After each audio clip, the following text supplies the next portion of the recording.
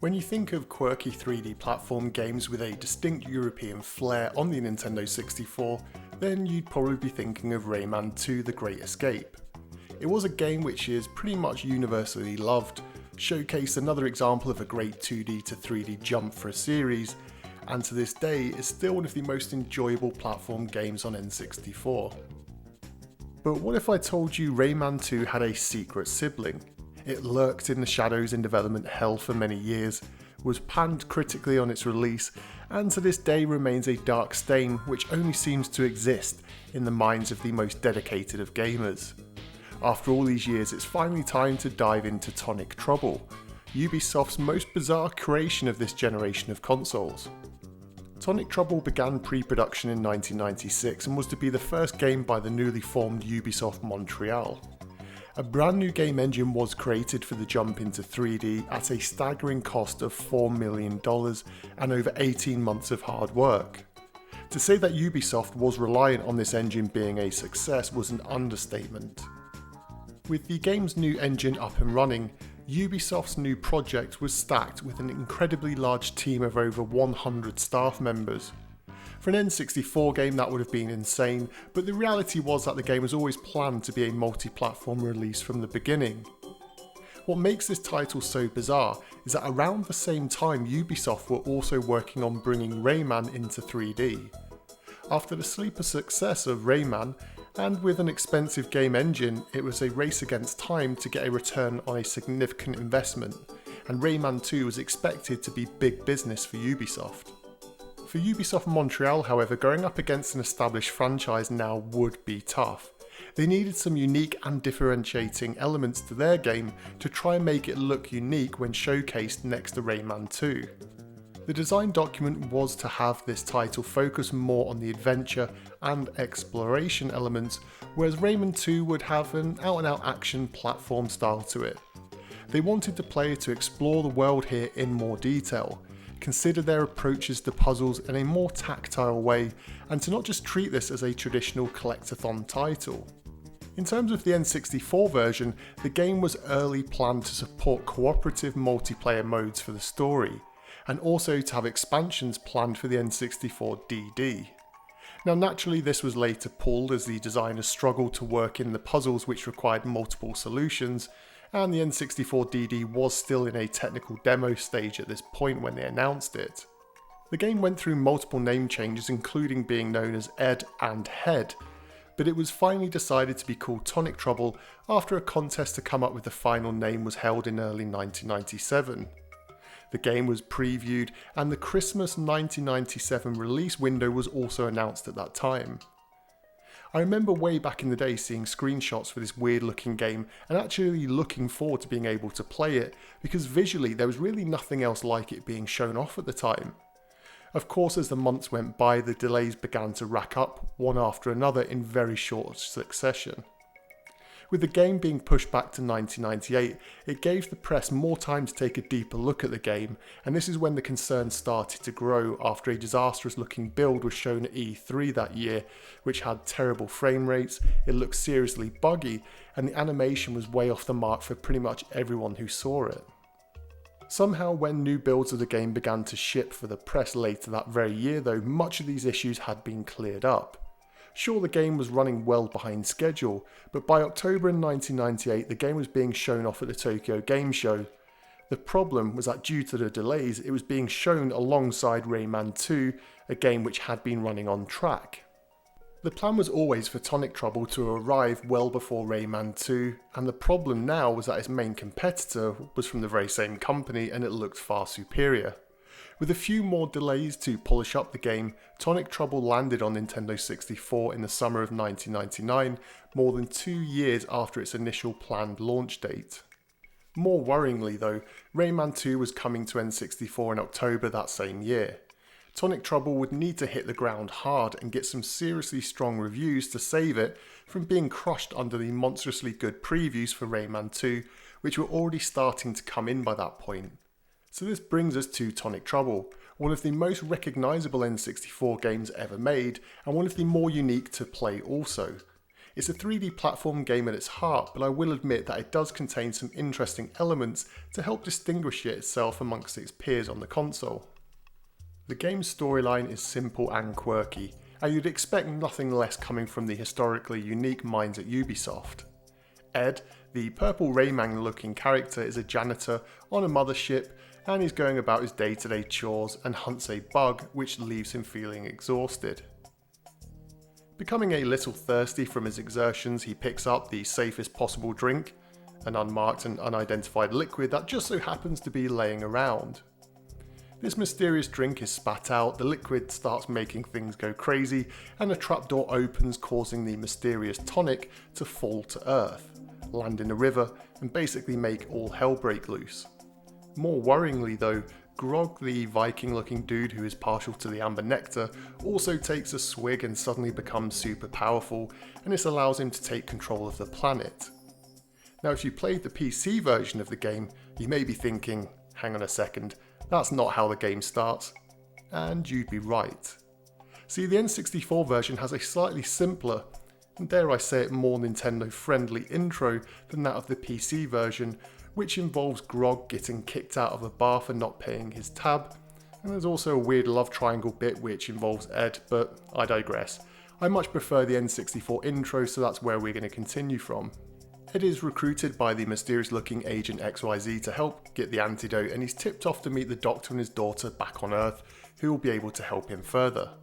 Ed takes his spaceship to Earth, crashes into a mountain, and so begins the first slip slide level, making it down to the bottom of the mountain to meet the Doc.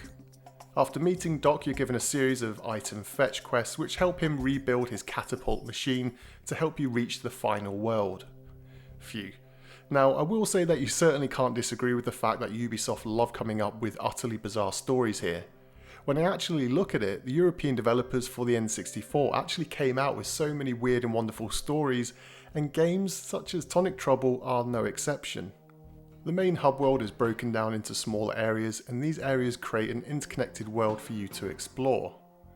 Aside from collecting machine parts for the Doctor, you'll also be on the lookout for antidotes, of which there are 160 needed to make you immune to Grögh's powers. As is often the case with games of this time, as you progress through the game's worlds, you'll begin to learn new moves and special powers and abilities, and of course there's going to be a ton of backtracking here in a very Metroidvania style. My personal opinion is to aim to collect all of the machine parts during your level playthroughs, but just ignore the antidotes.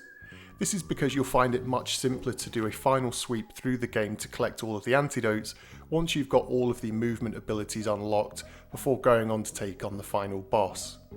It will also help you when you explore the hub world, as they have their own hidden secrets for you to explore. The levels themselves are really well designed, albeit sometimes lacking in the creativity. You do get what feels like your standard levels based around the elements, but there are some more unique ones thrown in, like the caverns and an industrial headquarters that are extremely dazzling visually. The colour palette in the game is extremely bright and vibrant, and there's large amounts of blues, purples, oranges cascading throughout.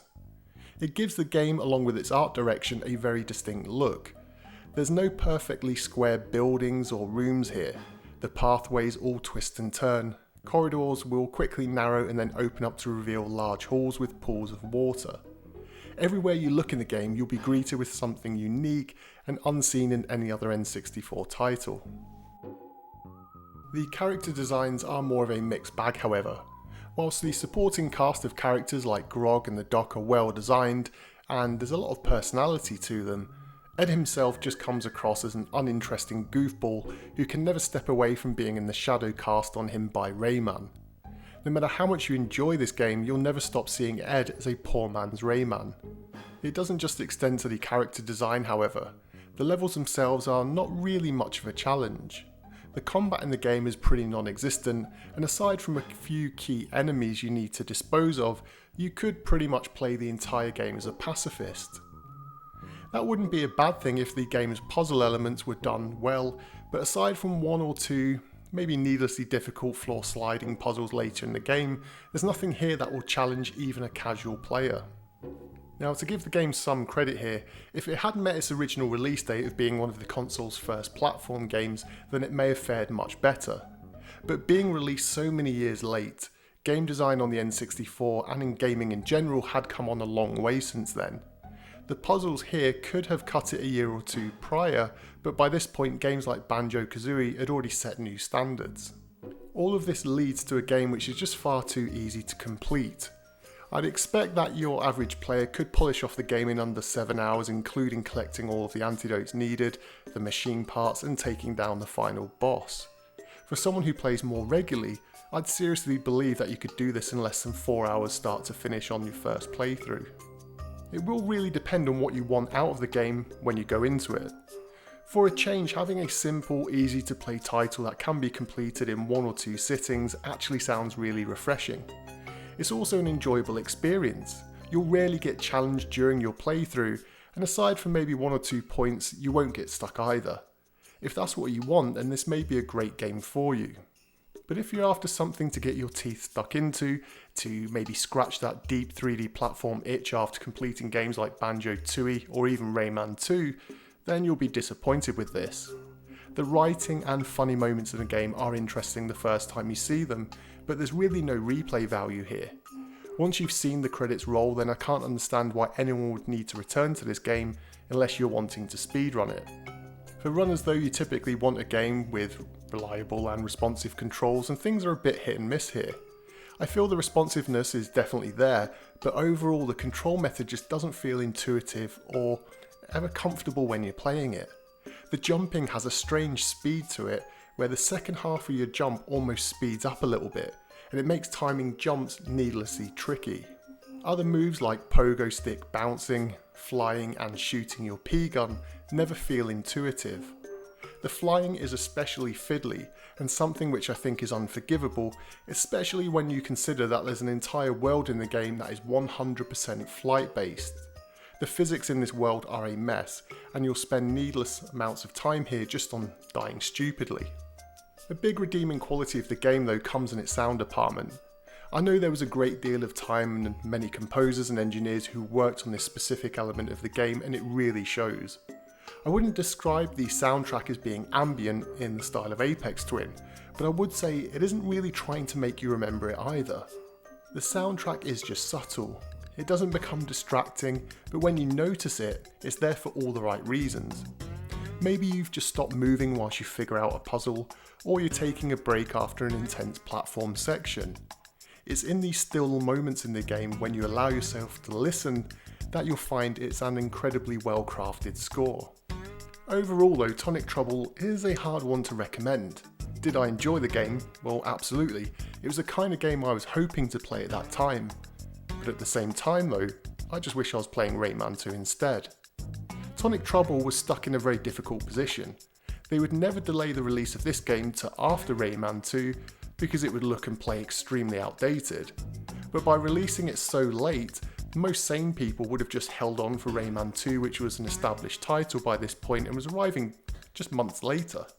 The overwhelming view of most people is that Tonic Trouble plays like a tech demo of Rayman 2, and I too would agree with that. Had it been released in 1997 or even 1998, I actually think it would have done really well and would have met everyone's expectations and whet people's appetites for Rayman 2, but releasing it so late made the game dead on its arrival. Just look at reviews for the time period of it and you'll see it received below average across the board, with some being especially critical of it.